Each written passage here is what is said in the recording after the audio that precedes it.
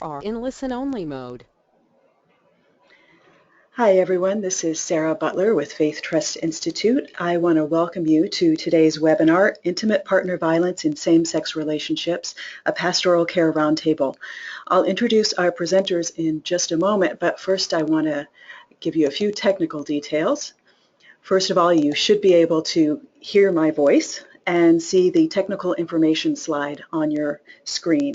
If you're having problems with the sound, I recommend that you check that your speakers or headset are plugged in and that your volume is turned up.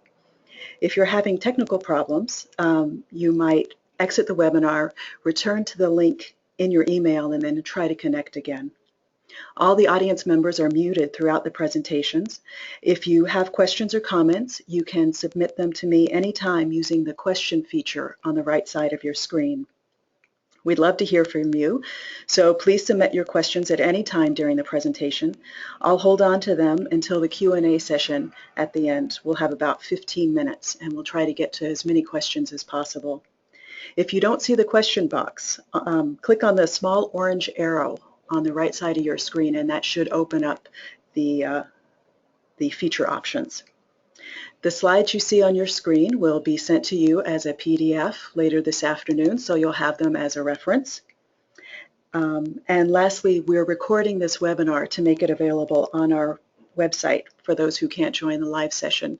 So we welcome to anyone in the future who may be listening to us. We want to thank the In Faith Community Foundation for sponsoring this webinar. In Faith Community Foundation is the national charity with a mission to serve donors, spread joy, and change lives. This is a series of 12 that's part of their Ending Family Violence initiative. They've sponsored dozens of webinars in the last few years, and you can find recordings of many of those on our website. Please visit infaithfound.org to read more about the great work that they're doing, and we thank them for their sponsorship. So we have a panel of really fantastic people, and there are a lot of them. So unfortunately, there's not going to be time to give adequate introductions, so I'm going to have to make this brief. Our first presenter is Reverend Dr. Sharon Ellis Davis. She currently serves as affiliate professor at McCormick Theological Seminary. She's a former Chicago police officer of 31 years and has recently published the book African American Battered Women, A Study of Gender Entrapment, which is very wonderful and readable. Our next presenter is Reverend Dr. Marvin Ellison. He served on the faculty of Bangor Theological Seminary from 1981 until its closing in 2013. He's the author of many articles and books on the ethics of human sexuality and justice, including Making Love Just, Sexual Ethics for Perplexing Times. He's the director of alumni relations at the Union Theological Seminary. And Reverend Dr. Marie Fortune. She's the founder and senior analyst at Faith Trust Institute. She's been central to the ongoing movement for both faith communities and secular advocates to address domestic and sexual violence and abuse. Her books are widely read and considered foundational references in the field. Reverend Dr. Kristen Leslie is a feminist theologian who addresses issues of survivor resilience in the aftermath of sexualized violence in the United States military and on college campuses. She's the author of When Violence is No Stranger, Pastoral Counseling with Survivors of Acquaintance Rape. She's the professor of pastoral theology and care at Eden Theological Seminary.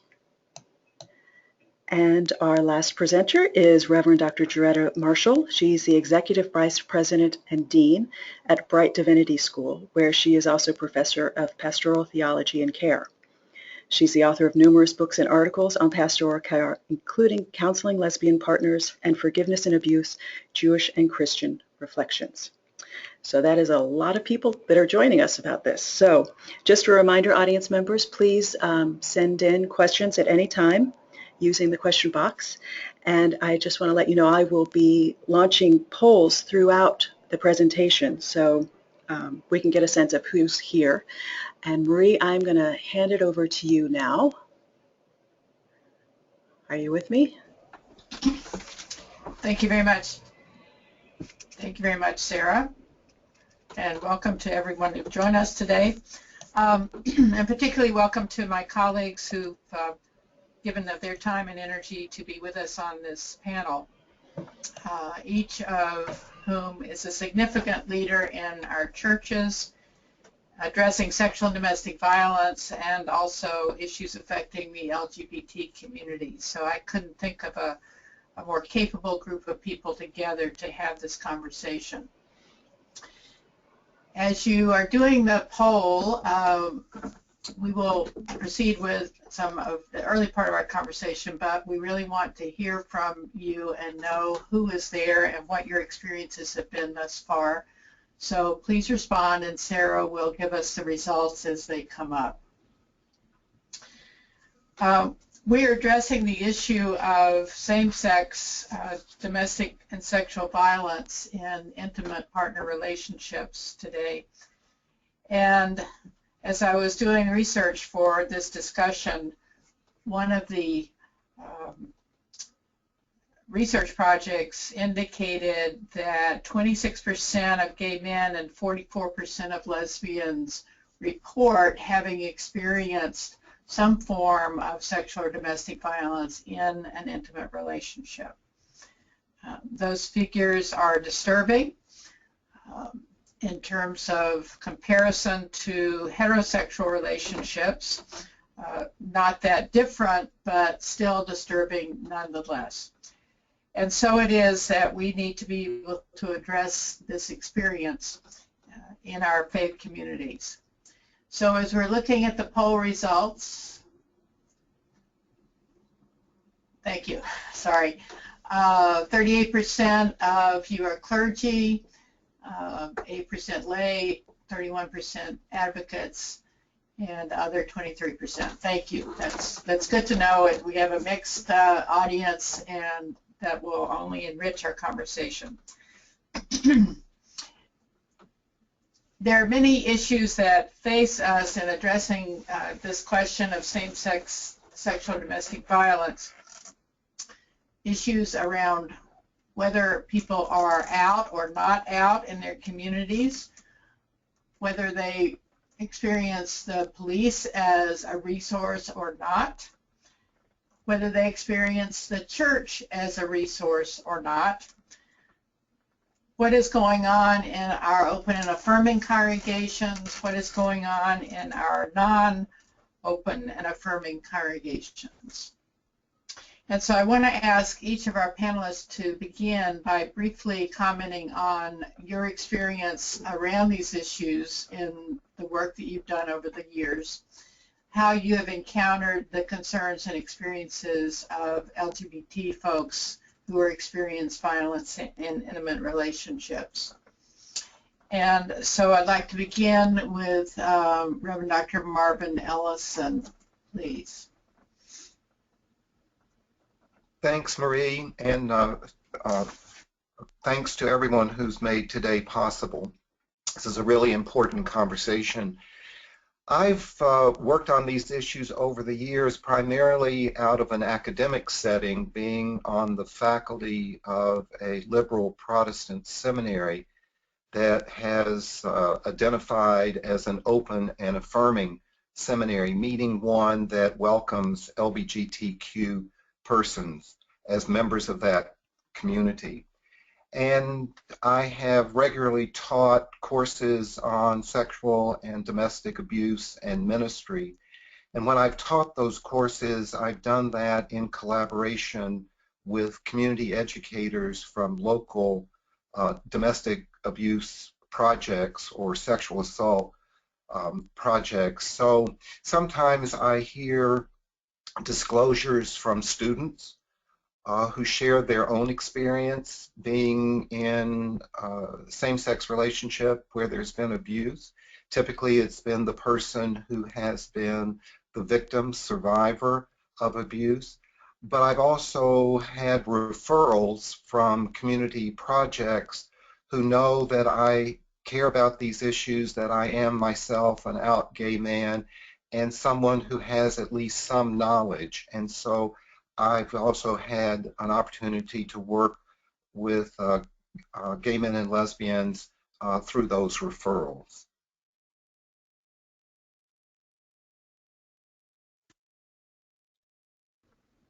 Excellent, thank you, Marvin. And Reverend Dr. Sharon Ellis Davis, please. Hi, thank you, Marie. I have most of my experience in the issue of sexual and domestic violence has come from teaching sexual and domestic violence at McCormick Theological Seminary for maybe over the past 10 or so, maybe more years. And what I've encountered each time I teach the course, which is at least once a year, is that the conversation about same gender loving relationships rarely would come up. But then recently, within the last 2 or 3 years, the conversation has come up, and we've tried to find scholarship that really addresses this issue in a tangible way that's specific for same gender loving couples. And that has been very difficult. We've mainly pieced together information that we think would be helpful, but finding the actual scholarship, finding actually what people are experiencing, other than just the normal ways in which victims, survivors of domestic violence in general, identify themselves, it's been very difficult finding the adequate information to care for survivors and to address the issue of offenders and gender violence and how it gets identified and how do we help them according to where people of same gender loving really need to be helped. Great. Thank you, Sharon. And I would concur with you in terms of we simply don't have enough resources, and particularly resources that are grounded in our faith communities to help us in this discussion and guide our responses. So that's part of what a webinar like this hopefully encourages.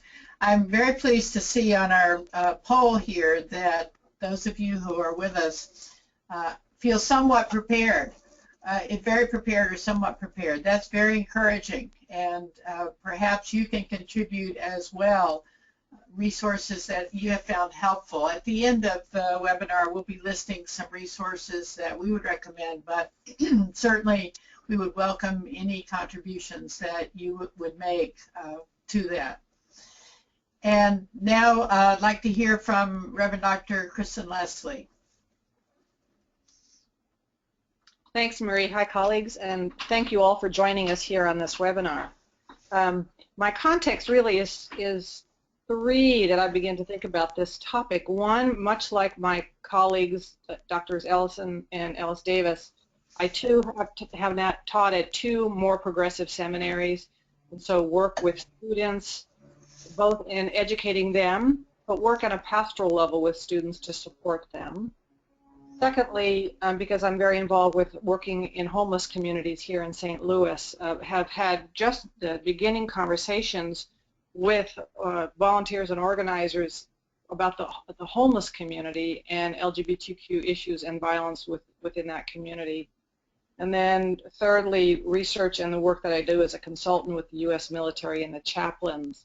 That has changed a lot over the last 2 years with the repeal of Don't Ask, Don't Tell and defense of DOMA for LGBTQ folks to be able to come out and begin to name some of their concerns and their issues, particularly around relational issues, and how beginning to think about who is prepared to work with them, both in the civilian world but in the military world. Great. Thank you very much, Kristen. And now Reverend Dr. Joretta Marshall, please. Thank you very much. I appreciate the work of putting together this seminar and also the kind of reflections that were beginning to surface. About 30 years ago, one of my closest and dearest friends called me in the middle of the night. She happened to be a police officer and was partnered with another police officer. And she was in the hospital because her partner had picked up a pipe wrench and cracked her ribs. And as I made a plane reservation to go out to see her, before I could get on the plane the next morning, she had already returned to the situation and had already returned to the home. And I was challenged by a number of things, like number one, what do we begin to say to one another, those of us who are same-gender loving, about relationships that are not just destructive emotionally, but incredibly destructive and harmful to people's well-being and their physical being. I also wasn't sure where to send her because 30 years ago, there were not even shelters that were beginning to think about how do we address and welcome people who are same-gender loving. I'm not sure that has changed a lot, but it has changed some.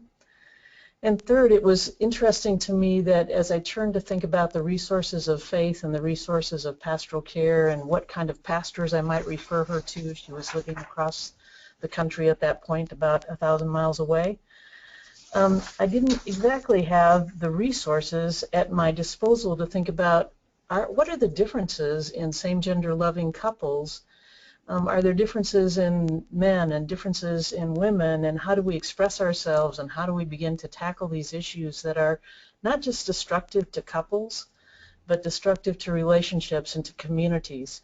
So out of that, I began to do my own work in thinking about these issues as a pastoral counselor and as a friend, as a colleague, and began to imagine what it might be like to have ways to begin to think about same-gender loving domestic violence in new ways, and appreciate the work that's beginning to surface. Great, thank you. Thank you very much. So I'm just waiting to see.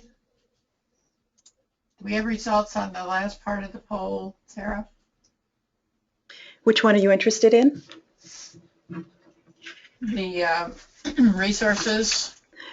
Yeah, it should be up on the screen. 64% did refer, 29 said no, and 7% didn't know where to refer. Okay, good. Okay, so that's encouraging that there are some community resources out there that we've identified that we can call on. So let's move forward. Thank you all for responding to that poll, because I think it really gives us a sense of who we are as a collective group here today having this conversation. And clearly, those of you who are on the webinar have had experience and bring that experience to this discussion. I think one of the most challenging aspects of addressing same-sex sexual and domestic violence is, or at least as it gets raised in situations and in conversations, is kind of what's going on. For those of us that have worked in this field for many years, the heterosexual experience of traditional gender role paradigms often is our shortcut to at least beginning to look at a particular situation between particular individuals. It may or may not serve us ultimately in discerning what's going on in a relationship, but at least traditionally and statistically it has given us a starting point. And so we understand intimate partner violence, as the slide suggests, by many names, but a pattern of behavior where one intimate partner coerces, dominates, or isolates another intimate partner to maintain power and control over the partner and the relationships. The thing about violence in same-sex relationships is that it's the same behaviors. It's just a different context. And if, Sarah, we could go to the power and control wheels. I realize this is going to be difficult for some of you to read on your screen, and we will be sending this to you in a PDF so that you'll have it. If you're familiar with the power and control wheels out of Duluth, Minnesota, basically what we have, actually, are two versions of the power and control wheels that have been developed to address the particularity of LGBTQ experiences. And that's important because it brings us to context, and particularly in the second one you see here, the context of homophobia, biphobia, transphobia, and heterosexism is part of what surrounds and keeps these dynamics operative in individual relationships. But I think the bottom line, and what I'd like to talk about with the panelists today, is any behavior can be abusive. And we certainly can cite examples of that across the spectrum in terms of various different relationships. But in identifying what's going on in an abusive relationship, I want to suggest that, first of all, there's usually a pattern of behavior. There's usually an intent behind the behavior, and the intent is to control one's partner. And it's also in the LGBTQ community about using our identities, attacking our identities, and using our culture as a weapon in that pattern of control. One person trying to control another is what is fundamental to abusive relationships. And one of the ways that some of our colleagues in the advocacy community have tried to help explain and help give us a handle on this understanding is asking what is the intent of the behavior, what is actually happening before, during, and after any particular incident of violence, and asking the question in the relationship, whose world is getting smaller as a result of the behaviors that we might perceive from the outside. So I want to go to the panel and ask each of you to comment on the perception of the question of what's going on here and how do we discern as we encounter individual couples coming to us for assistance, how do we discern in a way that we can intervene and be helpful? Marvin, would you begin? Sure, thanks, Marie. That was a very helpful introduction to this part of the conversation. Maybe I just add a word and say I think what any of us know that's reliable and helpful about the issues, we know because of the courage of victims and survivors who have shared their experience, told their stories, and shared their moral wisdom. So we have a huge debt to those who have been courageous enough to break through silence and share what they're experiencing.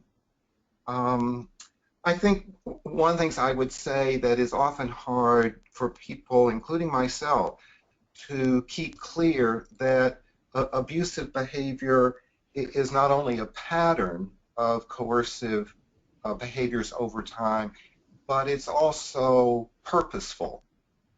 Someone is choosing these behaviors in order to get something.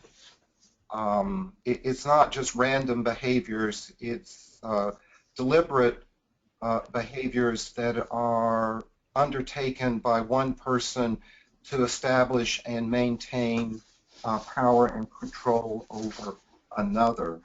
And I think, as you were saying, Marie, one of sort of the general theory about domestic abuse has often come out of the experience in heterosexual couples where typically the abuser is male, the victim is female. Typically, but not always, but more typically.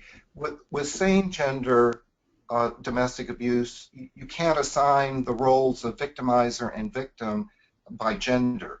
And I think it's one of the challenges to remind us all, no matter who is sharing their story, the responsibility to listen very carefully with discernment and to not make facile assumptions regardless. There is no mark of Cain, though, to identify victimizers or victims. I think we have to listen to the stories, and in addition to what you were saying about the absolute importance of paying attention to the behaviors, focusing on the behaviors rather than on people's characteristics like their gender or their age or their social role. Focus on the behaviors. And I think the other thing that I've come to appreciate is that abusers often share a particular belief system, a series of beliefs or assumptions somewhere along these lines that in any intimate relationship, someone needs to be in charge. And secondly, one party claims entitlement to have control. And thirdly, a belief that abusive behaviors and threats of abuse are not only permissible, but effective. They'll get what the abuser wants. And finally, the belief that abusers operate with, which is that they will suffer few, if any, consequences. Few, if any, negative consequences, either from their partner or from the community at large. And that set of beliefs, I think, are often present for people who engage in abusive behaviors. And so it's important not only to pay attention to the behaviors, but also to people's belief system. Very helpful. Very helpful. Marvin, thank you for adding to that framework so it gives us a fuller understanding of the challenges of sorting through the complexity. Sharon, would you add to that, please? Yes, I agree with everything I've heard so far, but one of the things that addressing issues of same gender loving issues in domestic violence, for me it offers us the opportunity to think differently about what we think about and what we have stereotypically thought about in terms of who are victims and who are offenders and who are the survivors and the power dynamics. It gives us an opportunity to think about all those things different. As most of you know, I thought about that previously when I wrote about gender entrapment of African American battered women. And one of the things that I talked about in my book was that sometimes when we stay on the victim and the offender conversation, we don't lend ourselves to really understanding what's going on and the intersectionality that happens in relationships, so that we can really begin to flush out what's going on in the relationship and how can we help make that relationship right, rather than how can we help the victim. So I think that same gender loving issues where you have two male or two female partners gives us the opportunity, it gives us the challenge, and it gives us the opportunity to think about how we look at and how we talk about domestic violence issues of victims and survivors. And so yes, I agree that we really have to listen to stories, that we really have to listen to how people are talking about their relationships, and we have to do more discerning when you're looking at two of the same genders, because we don't have the stereotypical role that we can throw out real quickly to decide who's a victim and who's a survivor. And so I think that's a good thing. It's a difficult thing, but I also think it's a good thing. I also think that we need to begin to, within our own churches, begin to really understand that we're not looking at the typical family anymore. And so how we begin to think about scripture, think about the marriage codes of husbands being head of the households. How do we begin to preach and teach in the church in ways that help people to understand that family is different, that marriage is not the only model of family between heterosexual couples, because until we begin to understand that, then we don't have the kind of conversations within our faith institutions and within our own cultural experiences to even recognize that somebody from a same gender loving relationship can actually be a victim of domestic violence, lest we just call it people quarreling with one another and don't take seriously those dynamics. And so I really like the opportunity that this presents with us, but I think it also causes for us to really begin to think about how we think about domestic violence and have traditionally began to address it. And we have to change our mindset around how we want to approach it. And I think story listening and understanding that family is different are two different ways that we can begin to approach this. Yes, very good. Thank you, Sharon. Yeah, and part of what you're pointing out is the multiplicity of variables in terms of culture, geography, age, certainly gender, and just there's a lot going on here, and there's always a lot going on here, but there's a particularly lot going on here that we've got to be willing to step back and carefully help discern if we're going to be of any help to one another in addressing these issues. So, Kristen, would you comment, please? Yeah. In a previous iteration of my life, I was a college chaplain, and I was mindful, so it was at a time, much as Joretta talked about, a time where it was much harder for people to be out, and if in fact they were out, they either was because they got outed and were suffered the consequences, or were working very hard to create an alternative vision of what life could be like. But I remember working with a couple who wanted to come in and at that point have a holy union, the precursor to a marriage. And there was active violence going on in the relationship. And the thing that struck me in the midst of that is how much they so wanted access to heteronormative myths about romance and what love was about. And so they were really willing to overlook all sorts of problematic patterns in their behaviors, both of them, because they so much wanted this image to be settled, to be accepted, to have a relationship, even if neither one was out to their families. To them, it felt like that's what was required, that they should and could overlook patterns of violence because they had to do that in order to have access to this other myth of happiness and romance. So I was mindful, working with them to both figure out where their sources of support were, but also to begin to help them to ask the gentle questions, to hear differently what was going on, what was at stake for them, because it was actually quite dangerous. Their relationship was, but they felt like it was their only access to a successful romance if they moved forward that way. And that was hard to be in that place.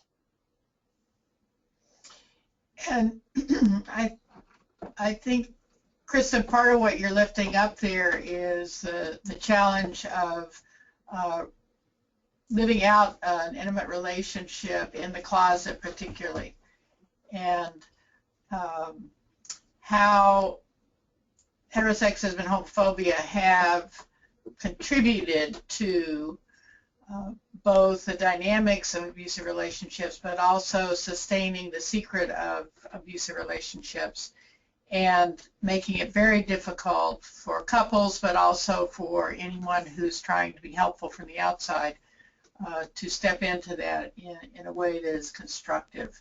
So that's part of the structural issue. We'll hopefully have time to talk more about that a little bit later, but it's part of the complexity. So Joretta, would you add a comment? Yeah, I appreciate very much the kind of direction of this last conversation, because it strikes me that it's hard to separate out the individual couple from the structures that surround us. And Marie, your question about for whom is the world getting smaller is such a powerful question, because for LGBT folks, the world is already smaller and more dangerous, much like it is for persons who self-identify in any kind of way that's minoritized in our culture. So that in some ways the reinforcement for couples to be quiet, to be fearful, to be estranged from others, it seems continues to reinforce the heterosexism and the gender biases that we find. I like very much the kind of notion of listening to the stories and trying to get the narratives. What I'm aware of when I do pastoral counseling is that there is so much that I do not know even as people speak, that there's so much behind the narratives and the stories, which may include histories of abuse or violence or sexual abuse and violation, that trying to figure out in the moment what I need to know in order to help people find safety so that they can respond in ways that are faithful and respond in ways that are going to keep themselves safe. It's finding that question that will help identify where the safety is or where the lack of safety shows up, I think. And it's such an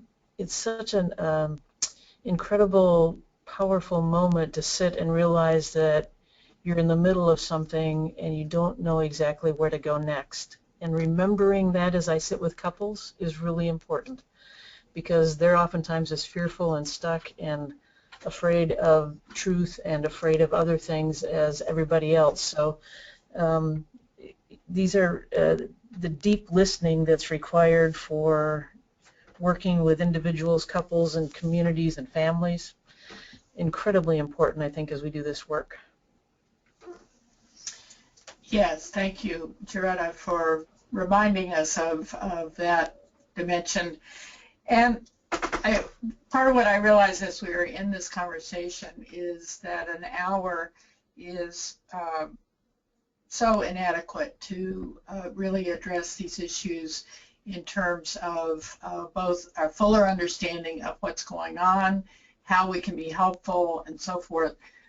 And so I want to take that under advisement and ask our listeners to give us feedback on this to see if we might, in fact, want to have a more in-depth discussion or a series of webinars in the future to enable us to go deeper into some of the particulars. Because one of the things that I'm particularly aware of as we're talking about this, and Kristen, your example reminded me certainly in a powerful way, is to not minimize the potential lethality of these situations as somehow different because we're dealing with LGBTQ folks.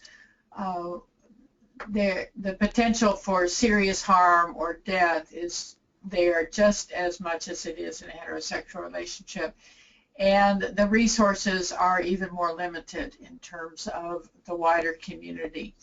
So we're not going to be able to pursue that in any depth beyond looking at the material on the power and control wheel and sort of understanding the particularity of the ways in which abuse is experienced in LGBTQ relationships. So we're not going to be able to do that today, but if you want us to do that further, please give us that feedback in your response.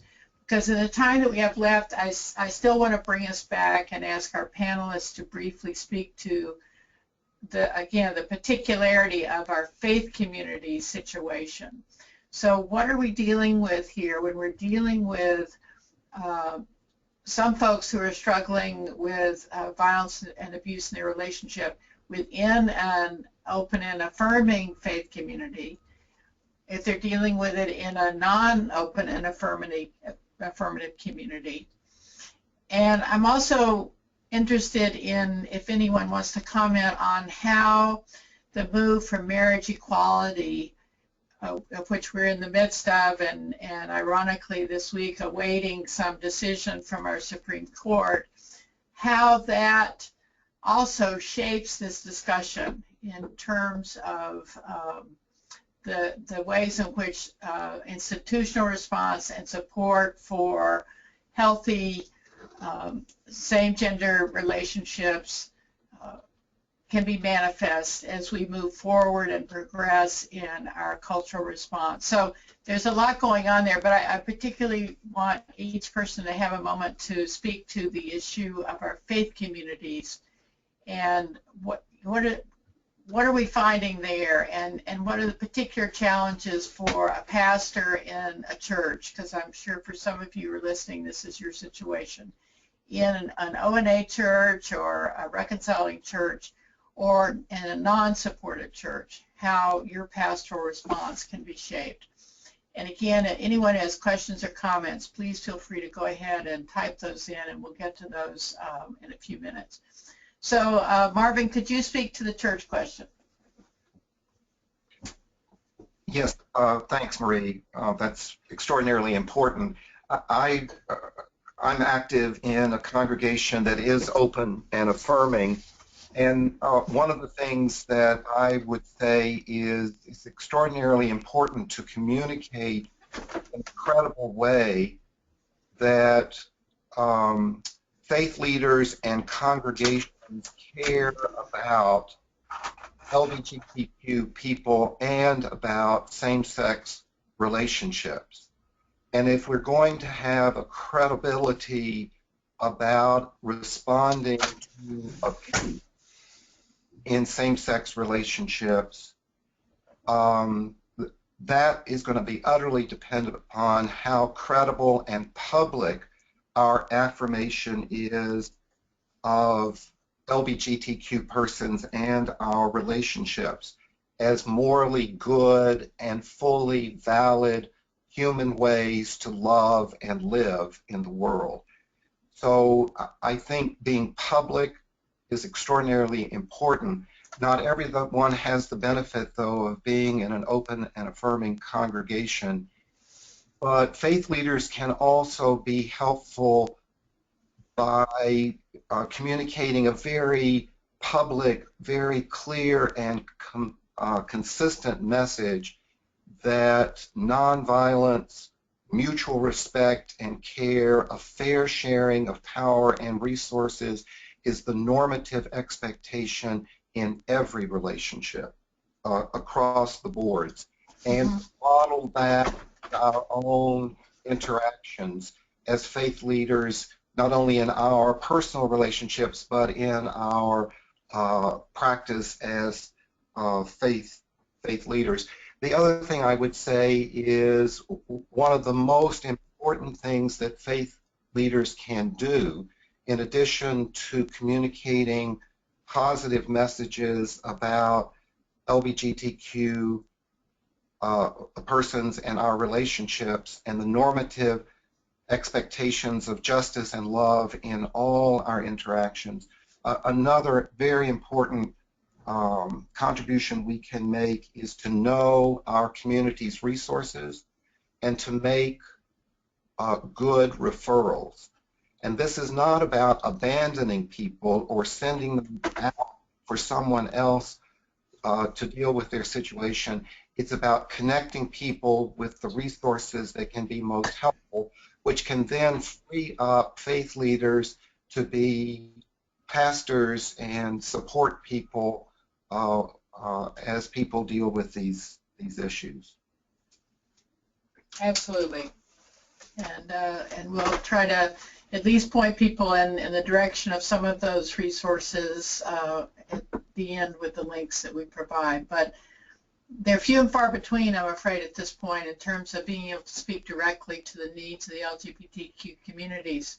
But they are there, and they're beginning to be developed in many of our communities, and we need to be in relationship with those resources.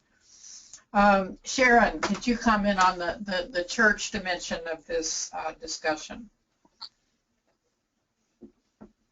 Well, Marie, I have my foundation has been in the African American church culture, which traditionally, even though you have some exceptions, have been tied to heterosexual relationships, and language has been tied to heterosexual relationship. And so the question for me is, as we respect where people are theologically and doctrinally, how can we at that same time break that silence and allow the kinds of conversations and teaching and preaching that will let anyone know that if they're in any abusive relationship, that they can come forward. And so for me, it's how do we break that silence? I remember when we tried to break that silence around issues of using condoms within and distributing condoms within the church. I mean, it was an uproar because people thought, well, it's given permission for people to have sex when you offer condoms. And I think that that same conversation can come up around same gender-loving relationships. Well, you know, what the Bible says, and what are we advocating when we talk about same gender-loving relationships within a more culturally to the right kind of theology and doctrine. And I think that we need to, in the African American church that have these kinds of issues, need to really start focusing on the love ethic. And the love ethic recognizes that whether we agree with something or not, that people are hurting within our churches and within our pews, and that our silence is something that will re-traumatize people and not allow them to come out. And so finding ways that we can do workshops, that we can teach, where we can still hold on to what we believe, but at the same time recognize that there are people in relationships that are different than ours, and at least begin to find language that can open up the door so that we can find the kinds of referrals that first of all, that they feel loved and that they feel they're in a place where they can say something, and that then we can find the kinds of referrals that we need, they need, so that if our community is not one that can support it to the nth degree, that at least we can refer them to the kinds of social services that are out there, and under that love ethic, that they can get help, and then they can still feel cared about in their own community. So I'm more concerned with how do we find ways to break the silence so that people that are involved in these relationships that are abusive feel free to come out at the church. That was my experience with the church. It always has been, even as a heterosexual person. How do I let people know that I'm hurting, and how will they respond to that? And so finding ways that we can at least use the church, or have the church using the love ethic, find ways to break that silence. Very good. Thank you very, very much. So, Kristen, do you want to add to the church discussion? Sure. So I'm mindful that working with, finding ways to pastorally support anyone who's a survivor of intimate partner violence takes an amazing amount of energy and focus. And I'm mindful that when I work with my students and in workshops with others, to help them, remind them about the reality of compassion fatigue. When you work with folks who are experiencing significant oppression and violence, it becomes important to recognize that we ourselves can get impatient because we want someone to move faster or do something different. I would do it differently than you. We can even get angry at them because they're not going at a clip. I think this becomes that much more important to think about when you're working with same gender loving partners, because they're already feeling judged by the world or the possibility of it. So for you to be able to, as the caregiver and as the faith community itself, not to put that extra judgment where they've got pounds of it already.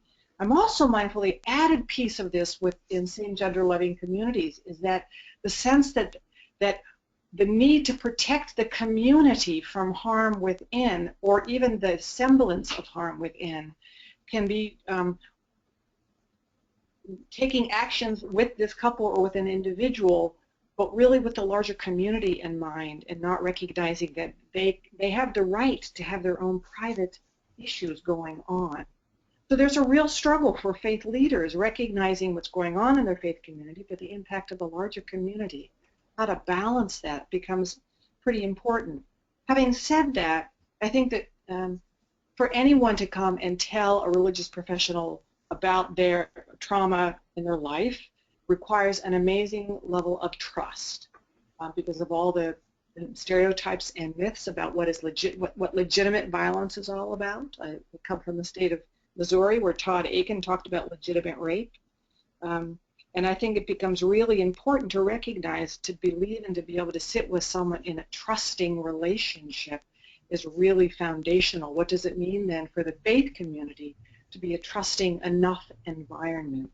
I think becomes part of the pastoral role. Yes, very good. Thank you so much. So Joretta, what would you add?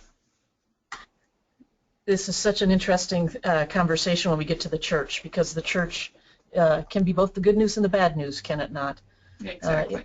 In the sense that in some ways I wish for us a deeper theological resource. And what I mean by that is to be able to think about the theological issues that are at stake when we talk about intimate partner violence and same-gender loving relationships. Complicates it a bit because we have to do the work around heterosexism so clearly. But I want to talk about two issues that I think are really central for churches to get their mind around in new ways. One is I want to pick up on what my colleagues have said. The notion of thinking about what a just relationship looks like, what it feels like, what it acts like. I think we don't spend enough time, in light of the whole conversation about marriage, for example. We jump too quickly to the social structure of marriage and don't spend enough time thinking about what's a just relationship look like and how do we nurture that. The second area is a topic that Marie and I have had some conversations about, which is the topic of forgiveness. We too quickly encourage forgiveness rather than accountability and forgiveness. And finding ways to think theologically and help congregations reflect on the fact that that accountability and forgiveness are different and interrelated dynamics.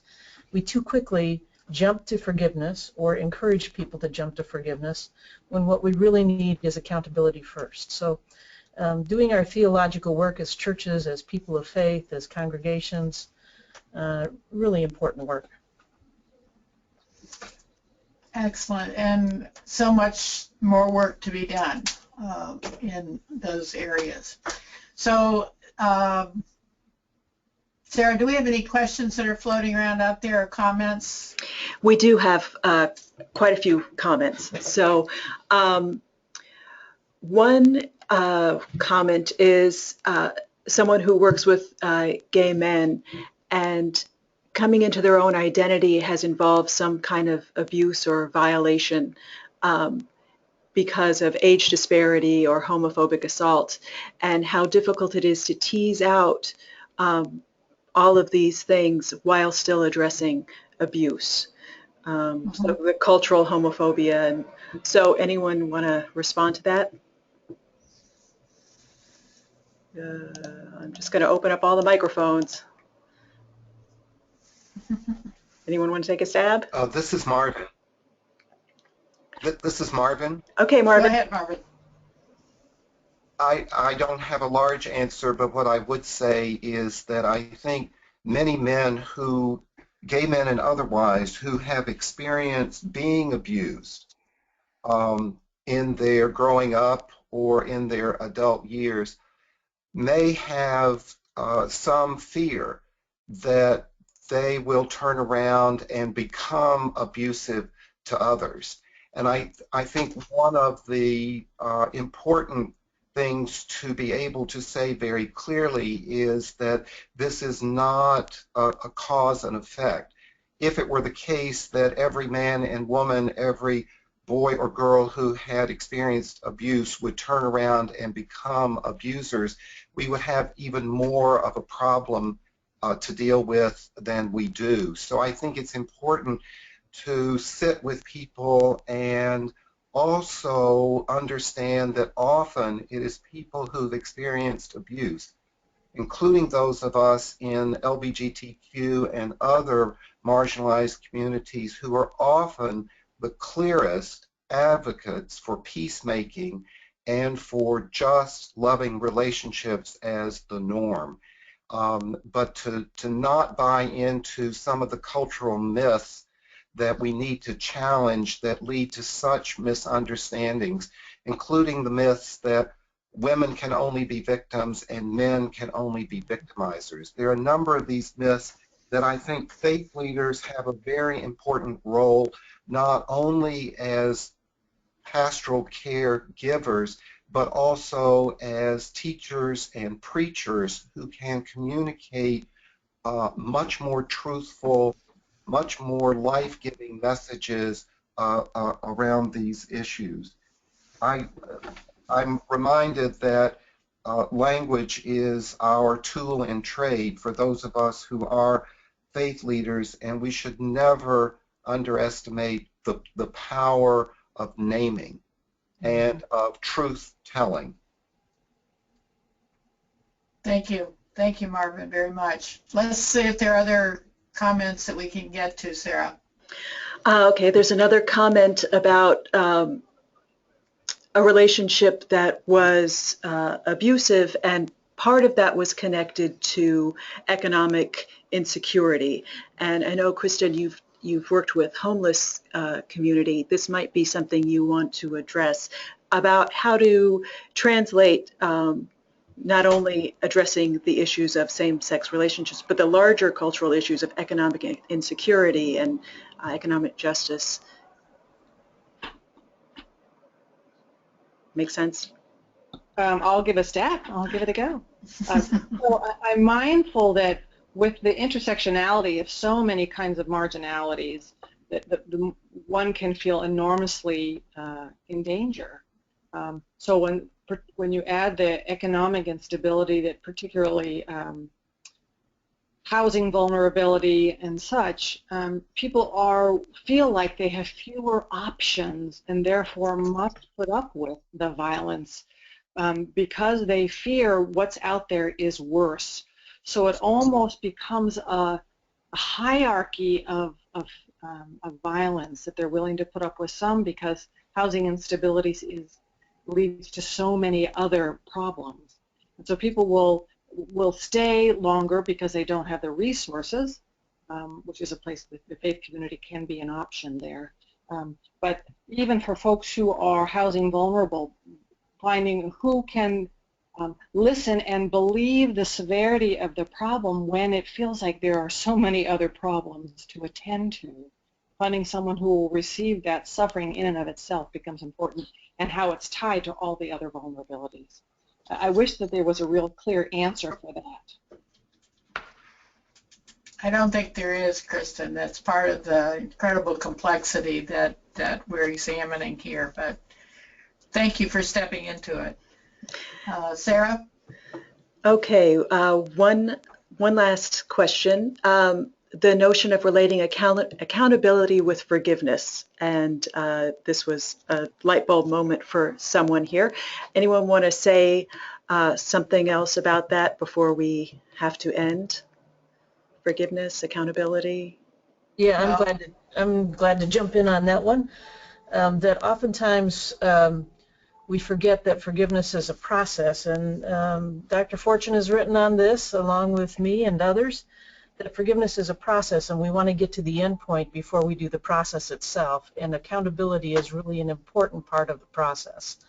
So that holding people accountable becomes one of the ways that just loving relationships begin to unfold, is that we don't jump to forgive people, but we really do hold them accountable. Thanks, Joretta. And I think part of that accountability process is, and we find this in both Judaism and Christianity, if we look closely, is the expectation of repentance, of confession, of acknowledgement that I have harmed someone, and I will do whatever I need to do to repair the harm that I have done. So that whole larger process often gets shortcut in our cultural understanding of forgiveness, and that's particularly, I think, in intimate relationships. That's part of what we need to help people work through as they are dealing with their pain and injury from abuse. So our time has come to an end, and let me briefly try to call us to conclusion here. I feel absolutely inadequate to in any way try to summarize this important discussion, but very appreciative to our panelists for your engagement around these issues. I think we had exactly the right people here to have this beginning conversation.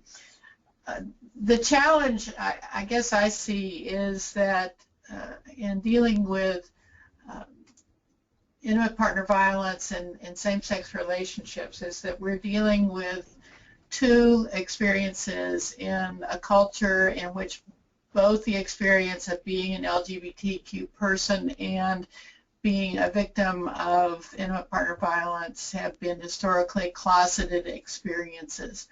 So there's no question in my mind that the closet has contributed significantly to the context of toxic and abusive relationships.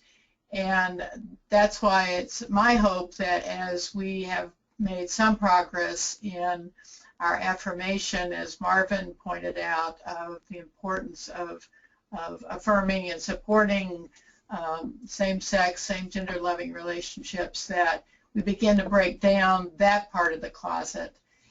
But also we've made some progress in addressing openly the issues of intimate partner violence. And so hopefully we are at a better place at this point in time to address two issues, two experiences that are very significant in people's lives and that have been used to silence people and shame people for far too long.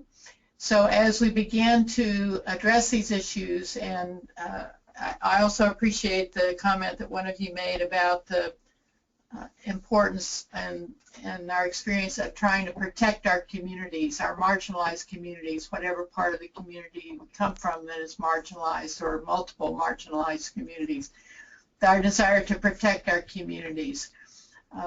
And hopefully we are moving to a point where we are able to talk openly about the experiences of our communities, of our relationships, so that the silence no longer protects those who have caused harm and prevents those who have been harmed from finding the resources and the support and the healing that they deserve.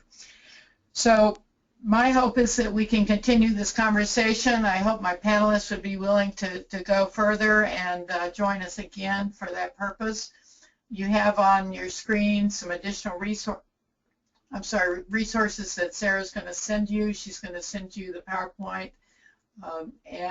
Again, please, when you get the opportunity to give us feedback, make any suggestions for future webinars that we can bring you to help address these issues that so significantly affect us as faith communities and for which we as faith communities have enormous responsibility to bring leadership.